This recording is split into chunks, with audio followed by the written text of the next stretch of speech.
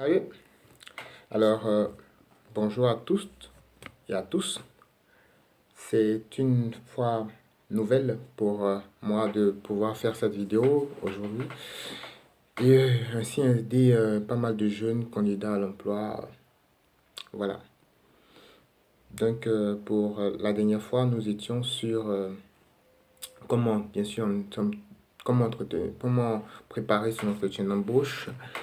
Même plus précisément, à savoir, nous étions au deuxième point, il fallait pouvoir se renseigner sur la structure, c'est-à-dire à partir de son site, voir l'histoire de cette structure, les produits, les réalisations, l'organigramme aux besoins, l'éthique et les valeurs de l'entreprise. Je le disais qu'il fallait les bosser par cœur parce que c'était très important. Cela pouvait nous servir dans notre argumentaire en face des recruteurs, comme aussi nous aider dans notre rédaction, pour notre lettre de motivation, voire notre CV.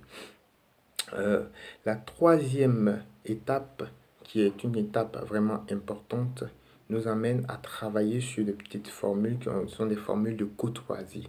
Elles représentent au moins 10% de notre préparation pour l'entretien d'embauche. Voilà. Cette formule, c'est simple, mais souvent, c'est ce que les recruteurs recherchent. Parce que l'éducation que nous avions acquis lors de notre enfance, notamment bien avec dans la vie, là où chacun de nous a pu vivre, dans un quartier ou dans un village, n'est pas la même culture qu'a l'entreprise ou que développe cette entreprise. Oui, j'allais dire la même culture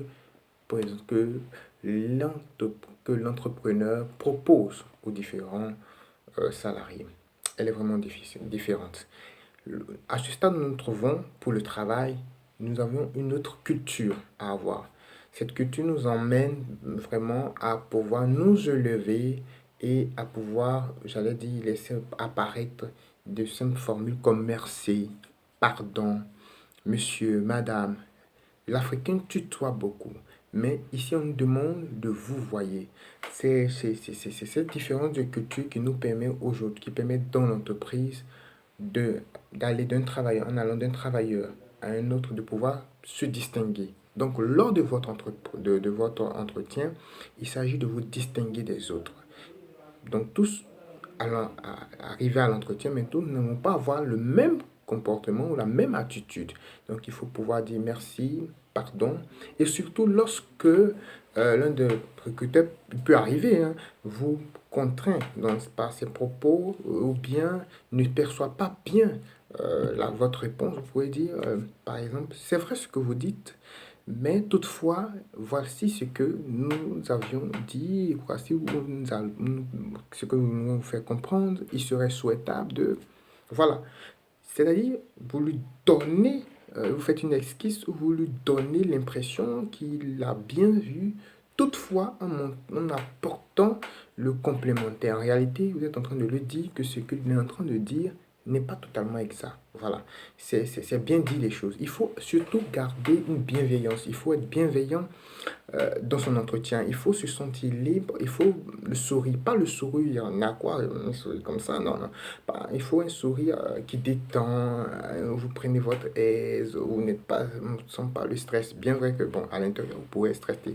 Voilà, tout dépend des personnes. Chacun a sa manière de gérer les stress. Mais je pourrais faire une vidéo sur la gestion du stress par rapport à cela. Bon, on verra selon vos commentaires. Alors, ensuite, pour la quatrième étape, c'est une étape qui fait la différence entre le candidat et les autres candidats. Vous êtes le candidat et les autres sont les autres candidats. C'est-à-dire qu'il faut avoir au moins un bloc-notes, un stylo. C'est très, très important. Dès que vous rentrez dans la salle où vous êtes en face des recruteurs, il est important pour vous d'avoir un stylo et un bloc-notes. Alors, cette attitude, ou ce réflexe que vous devez avoir, ce réflexe va vous suivre durant toute votre carrière professionnelle, jusqu'au jour où vous voulez prendre votre retraite. Vous êtes en train de lancer un message au recruteur pour lui dire que tout ce qu'il dit, vous notez, et que donc toutes les carences qu'il va relever dans cet entretien, vous allez en prendre compte en vue de changer. Et c'est très important. Le recruteur sait qu'il n'y aura pas à faire des personnes